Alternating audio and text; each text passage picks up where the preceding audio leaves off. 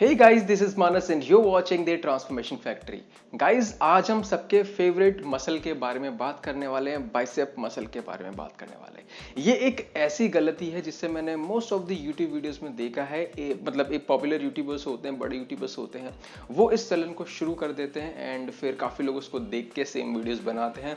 Even काफ़ी body builders भी ये चीज़ करते हैं। तो बॉडी बिल्डर्स को हमें सिंपली फॉलो नहीं करना चाहिए, उनका अलग ही लॉजिक, उनका अलग ही गेम होता है। हमें सिंपली फिटनेस के पॉइंट ऑफ व्यू से बात करना है। हमारा जितना भी पोटेंशियल है उस हिसाब से हम मैक्सिमम कितना गेन कर सकते हैं, मैक्सिमम हम कितना फायदा उठा सकते हैं।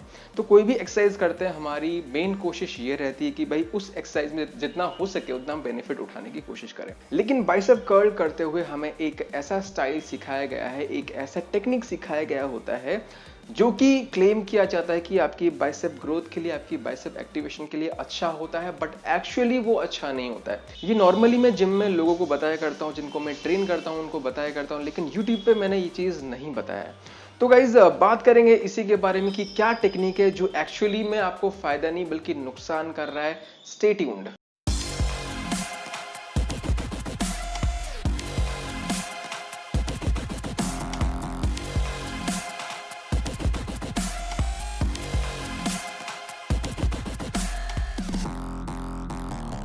सो गाइस, जब भी आप बाइसेप्स कर्ल्स करते हैं वहां पे आपको ये सिखाया गया है कि मैक्सिमम बाइसेप की कॉन्ट्रैक्शन के लिए आपको थोड़ा सा अपने एल्बोज को इस तरह से आगे लेके आना है। मतलब यहाँ पे बेसिकली शोल्डर फ्लेक्शन की बात हो रही है। आपको शोल्डर फ्लेक्शन करना है जब आप बाइसेप का यानी एल्बो फ्लेक्शन कर रहे हैं। तो ये आपको सिखाया गया होता है, क्योंकि इसका रीजन क्या दिया गया होता है कि आपकी जो बाइसेप्स मसल है, जो हमारी मेन मसल है, जिसको हम बाइसेप्स ब्रेकियाई बोलते हैं, वो एक बाई आर्टिकुलर मसल है। यानी वो आपके एल्बो जॉइंट को क्रॉस करता है प्लस आपके शोल्डर जॉइंट को भी क्रॉस करता है।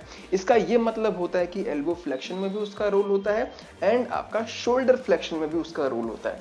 तो इसी चीज को जस्टिफाई करता है ये जो आपका ट्रिक है कि भाई एल्बो फ्लेक्शन कर रहे हो, साथ ही साथ आप शोल्डर फ्लेक्शन भी करते हो, तो इससे आपका मैक्सिमम बाइसेप्स कॉन्ट्रैक्शन होता है। तो ये चीज आपको सिखाया गया है, लेकिन एक्चुअली में ऐसा नहीं होता है। तो इस चीज को समझाने के लिए मैं 2 पॉइंट्स के थ्रू आपको समझाऊंगा कि क्यों आपके लिए ये फायदेमंद नहीं है बल्कि आपके ग्रोथ को ये लिमिट कर रहा है।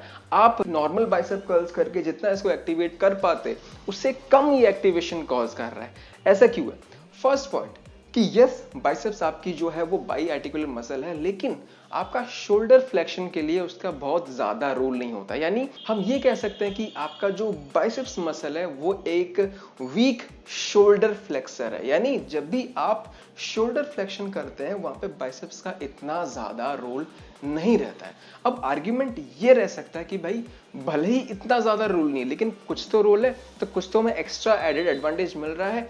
लेकिन केस ऐसा नहीं है, क्योंकि आप बाइसेप्स के लिए वो जो एक्स्ट्रा स्टिमुलस आप शोल्डर फ्लेक्शन से देने की कोशिश कर रहे हैं वो तो आपको मिल रहा है, लेकिन आप कुछ छोड़ भी रहे हैं। यानी इसको मैं सेकंड पॉइंट के थ्रू समझाता हूं। सेकंड पॉइंट ये होता है कि एक्चुअली आप एल्बो को आगे लाकर अपनी एक्सरसाइज को अपने बाइसेप्स के लिए और सिंपलर बना देते हैं। वो कैसे होता है? सपोज मैं आपको डंबल से करके दिखाता हूं। ये हम नॉर्मली बाइसेप्स कर्ल कर रहे हैं, यहाँ पे हम यहाँ तक लेके आ गए। अब मान लीजिए बहुत हैवी वेट है। अब क्या होता है कि यहाँ से फुल फ्लेक्शन तक लाने के लिए काफी ज्यादा स्ट्रगल करना पड़ता है, क्योंकि इस पॉइंट पे आपकी जो ग्रेविटी है वो ऑलमोस्ट इसके परपेंडिकुलर है। मतलब ग्रेविटेशनल जो फोर्स है आपको सीधा नीचे खींच रहा है। तो इस पॉइंट पे आपको फर्दर फ्लेक्शन करना थोड़ा सा मुश्किल हो जाता है। तो इस पॉइंट पे आप क्या करते हैं, ग्रेविटी को आप अपने फेवर में कर लेते हैं। वो कैसे? सपोज यहाँ पे मुझे मुश्किल हो रहा है, अब मैं क्या करूंगा, अपने एल्बो को आगे पुश करूंगा, तो इससे मेरी फोरआर्म जो है वो वर्टिकल हो गई। तो इससे क्या हुआ कि ग्रेविटी अब आपको रेजिस्टेंस प्रोवाइड नहीं कर रही है। यानी आपका एल्बो फ्लेक्शन करने के लिए यानी आपने इस तरह से ये करने के लिए ग्रेविटी आपको रोक नहीं रहा है। ग्रेविटी इसके बिल्कुल वर्टिकल हो गई इस तरह से। और ग्रेविटी जब आपको ऐसे खींच रही है तो आपको यहां से यहां लाने में क्या दिक्कत है? कोई दिक्कत नहीं। तो बेसिकली आप अपनी एक्सरसाइज को सिंपलर बना रहे हैं। तो एक तो आप ये गलती करते हैं या फिर ये करके आप अपनी एक्सरसाइज को सिंपलर बनाते हैं। दूसरी चीज, आप पेल्विक थ्रस्ट का इस्तेमाल करते हैं, यानी आप अपने आप को सेटिस्फाई करने के लिए कि भाई मैं एल्बोज को आगे लेके नहीं जा रहा हूं, तो आप अपने एल्बोज को तो वहीं रखते हैं, लेकिन जब आप यहां पे स्टक हो जाते हैं, आप क्या करते हैं? अपने पेल्विस से थ्रस्ट देते हैं। तो उससे क्या होता है? आपकी अपर बॉडी पीछे लीन हो जाती है। तो उससे हुआ क्या? वापस आप ग्रेविटी को चकमा दे रहे हैं यहां पे।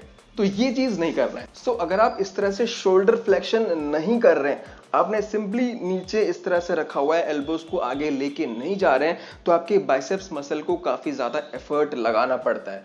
तो जब आप इसको आगे ले आते हैं, भले ही आपके शोल्डर फ्लेक्शन में बाइसेप्स का थोड़ा बहुत रोल आ गया, लेकिन अगर आपने ये नहीं किया होता, आपको काफी ज्यादा स्टिमुलस आपको बाइसेप्स में मिलता।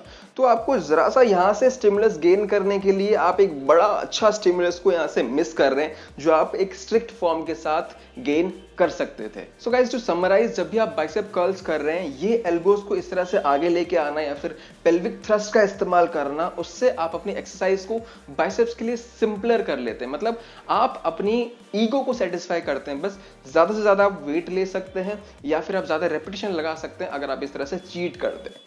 तो उस चीज के लिए आप कर क्या रहे हैं? अपनी बाइसेप्स के लिए उस चीज को इजी बना रहे हैं और कुछ नहीं हो रहा है। तो या तो आप चीट करके ज्यादा रेपिटेशन लगा लीजिए, या तो बिना चीट करे एक स्ट्रिक्ट फॉर्म के साथ कम रेपिटेशन लगाए। लेकिन जब आप चीट करते हैं, आपके इंजरी के चांसेस बढ़ जाते हैं, क्योंकि चीट आप करेंगे तो आप हैवी वेट ले सकते हैं, आप ज्यादा रेपिटेशन लगा सकते हैं, तो आपका फॉर्म खराब होता है। और जब भी आपका फॉर्म खराब होता है, इंजरी के चांसेस तभी बहुत ज्यादा बढ़ जाते हैं। तो बेसिकली आपको अपने ईगो को सेटिस्फाई नहीं करना है। आपका जो गोल है वो मसल बिल्डिंग है, मसल को टॉर्चर करना है, ना कि ज्यादा से ज्यादा वेट लेके दिखावा करना है। बट एक्चुअली उस मसल पे उतना लोड नहीं आ रहा है, आप उसको डिस्ट्रीब्यूट कर रहे हैं दूसरे मसल्स में। जैसे कि आप शोल्डर फ्लेक्शन करते हैं तो शोल्डर पे आ जाता है, पेल्विक थ्रस्ट देते हैं तो आप अपने लोअर बैक की इंजरी कर बैठते हैं। तो ये चीज नहीं करना है। बाइसेप्स को आपको सिंपली क्या करना है? स्ट्रिक्ट फॉर्म के साथ एल्बो फिक्स, और बस एक सिंपल मूवमेंट है, इसमें बहुत ज्यादा कोई कॉम्प्लिकेशन नहीं है। सो आई होप आपको इस वीडियो से कुछ सीखने को मिला है, कुछ मदद मिली है, कुछ नया जानने को मिला है।